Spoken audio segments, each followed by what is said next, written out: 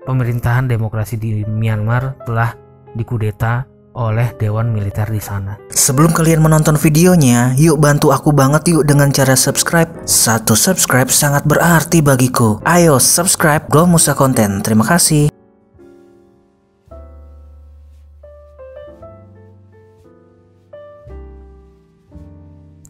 Hai kalian semua, apa kabar kalian semua? Kembali lagi dengan Bro Musa Konten.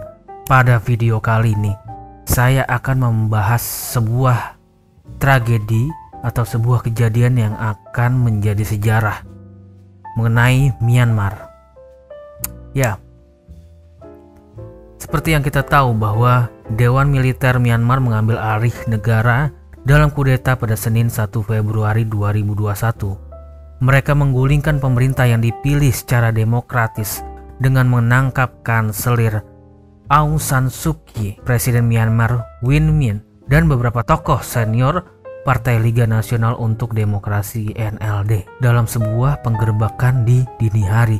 Jadi sepertinya mereka lagi istirahat gitu kan, lagi tidur, digerebek gitu. Yang ngerebek bukan Atta Halilintar, tapi Dewan Militer Myanmar. Oke, ketegangan antara pemerintah dan militer ini terjadi karena tentara atau Dewan Militer menuduh pemerintah mencurangi pemilihan parlemen pada November 2020 lalu. Jadi sedang ada pemilihan parlemen ya di Myanmar, dan Dewan Militer itu menuduh pemerintah bahwa terjadi sebuah kecurangan. Panglima tertinggi Tatmadaw Jenderal Min Aung langsung mengumumkan bahwa dia mengambil alih kekuasaan, sembari menuduh adanya kecurangan dalam pemilihan umum yang diadakan pada tahun 2020. Di mana si Partai Suu Kyi ini memperluas mayoritas parlemennya dengan mengorbankan perwakilan dari Dewan Militer. Indikasi awalnya seperti itu ya, makanya terjadi sebuah kudeta yang dilakukan oleh Dewan Militer di Myanmar, atau dulu bisa dibilang adalah Burma. Nah, pada saat Senin Februari tanggal 1 kemarin, para pemimpin militer itu langsung mengambil alih kendali selama 1 tahun dan mengumumkan keadaan darurat, bahkan menyerahkan kekuasaan kepada Panglima tertinggi Min Aung Hlaing, yaitu si pemimpin Dewan Militernya ini ya. Tampaknya seperti dikatakan oleh wartawan atau diberitakan di Time, kudeta tersebut akan membatalkan reformasi demokrasi yang dimenangkan sipil Myanmar dengan susah payah. Jadi sebelumnya ini si Myanmar ini bukan negara demokrasi, negara yang cukup lebih ke arah otoriter ya, karena seringkali dikuasai oleh para dewan militer yang hanya terjadi selama 5 tahun. Ternyata menjadi negara demokrasi cuma 5 tahun aja ya. Setelah Suu Kyi memenangkan kepemimpinan politik dengan pemilihan paling bebas setelah beberapa dekade dalam cengkeraman militer. Kita beruntung banget ya tinggal di Indonesia, benar-benar negara demokrasi setelah melalui berbagai macam rintangan politik yang ada di sejarah kita lalu ya.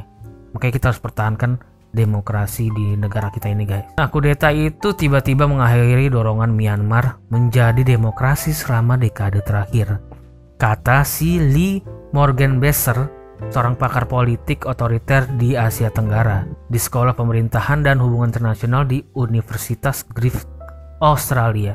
Dewan Militer atau tentara mempromosikan wakil presiden Min Swe sebagai pejabat presiden pada Februari 2021. Setelah mereka menggulingkan Presiden Win Myint dan kepala pemerintahan de facto Aung San Suu Kyi dalam sebuah kudeta militer. Pemerintahan demokrasi di Myanmar telah dikudeta oleh Dewan Militer di sana. Ini sejarah Dewan Militer dalam kudeta di Myanmar ini nggak terjadi baru kali ini aja ya, nggak terjadi 2021 ini aja ya. Ternyata pernah juga terjadi di tahun 1962. Sampai 2011 terjadi kudeta yang dikuasai oleh Dewan Militer Myanmar. Gokil gak tuh? Dilansir dari Forbes, tahun 1962, 14 tahun setelah negara itu merdeka dari pemerintahan kolonial Inggris. Jadi sebelumnya itu dijajah oleh Inggris ya. Tatmadaw, sebutan untuk angkatan bersenjata Myanmar yang berada di bawah Jenderal Ne Win, dia menggulingkan pemerintahan sipilnya, kemudian memasang rezim yang otoriter nih. Ternyata nggak di Korea Utara aja ya terjadi rezim yang otoriter di Myanmar. tapi nggak separah di Korut ya tentunya. Kudeta tersebut muncul dari ketakutan militer atas pemerintahan sipil yang mereka sebut gagal. Jadi pemerintahan sipilnya, yang pemerintahnya yang non militernya dianggap gagal dalam menindak gerakan etnis minoritas dan sayap bersenjata. Serem banget ya. Maka daripada itu, kejadian baru-baru ini bukan kudeta pertama dalam sejarah. Sebab kudeta pertama terjadi tahun 1962 yang tadi gue kasih tahu bahwa militer muncul ke permukaan untuk merebut kekuasaan. Nah, pada Agustus 1988 ya, dimana gue juga belum lahir, emak bapak gue mungkin udah ketemu ya, tapi gue belum lahir. Myanmar kembali diguncang oleh protes massal yang menyebabkan penggulingan Jenderal Ne Win dan posisinya kembali digantikan oleh Dewan Militer yang baru atau junta militer yang baru. Nah, peralihan kekuasaan ini menyebabkan kerusuhan di mana-mana, di mana ribuan orang dilaporkan terbunuh, guys. Rest in peace ya buat para pendemo yang menuntut kebebasan berdemokrasi atau menuntut hak-hak rakyatnya yang tidak terjadi di Myanmar tapi di seluruh negara. Nah, setelah serangkaian protes yang dikenal sebagai pemberontakan 88 itu, Myanmar kembali dipimpin Dewan Militer dan mereka kembali berkuasa selama 22 tahun. Dari yang tadi pada Agustus 1988 dikuasain lagi tuh sama Dewan Militer kurang lebih 22 tahun.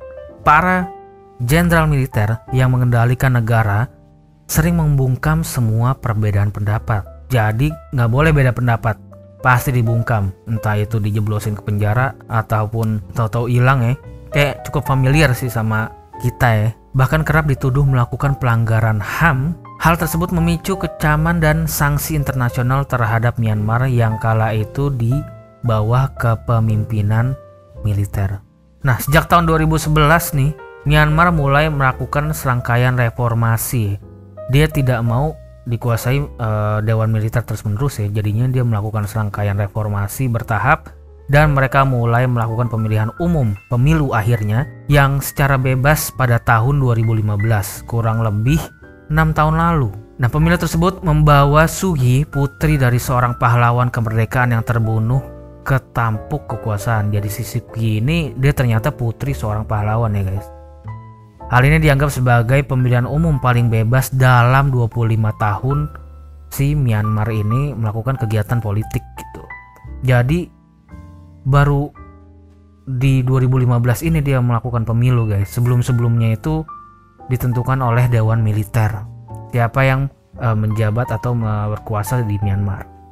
Namun seperti yang diberitakan BBC ya, operasi militer terhadap tersangka teroris di negara bagian Rakhine sejak Agustus 2017 nah ini mendorong lebih dari 1,5 juta muslim Rohingya mengungsi ke negara tetangga Bangladesh karena parah deh, Rohingya di sana benar-benar ditindas muslim di sana di tahun 2017. Walaupun pemerintahan mereka katanya demokrasi, tapi tetap ada tindakan-tindakan yang melebihi pemimpin saat menjadi dewan militer ya. Kejadian ini digambarkan PBB sebagai pembersihan etnis. Gokil gak tuh? Otomatis tragedi tersebut merusak reputasi pemerintahan baru di Myanmar yang katanya demokrasi, tapi Rohingya atau muslim di sana dihabisin guys. Merusak reputasi pemerintahan yang katanya demokrasi di Myanmar yang diperjuangkan mati-matian, tapi mereka tetap melakukan rezim yang otoriter. Si Suu Kyi telah menjalankan tugasnya sebagai penasihat negara sejak akhir militer pemerintah tahun 2016. Reputasi memimpin gerakan pro-demokrasi ini terpukul pada tahun 2017 karena perlakuan pemerintahnya terhadap komunitas muslim di Rohingya. Si Suu Kyi ini karma nih kayaknya nih, yang menurut PBB sebagai korban pembersihan etnis di tangan militer.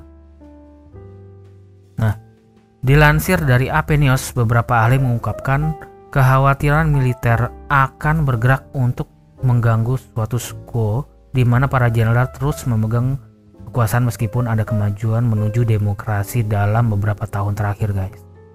Nah, kondisi Myanmar saat ini, seperti apa sih kondisi rakyat di sana setelah kudeta? Dilaporkan bahwa kondisi Myanmar saat ini, sinyal televisi terputus di seluruh negeri, begitu pula akses telepon dan internet di ibu kota Myanmar. Naypyidaw.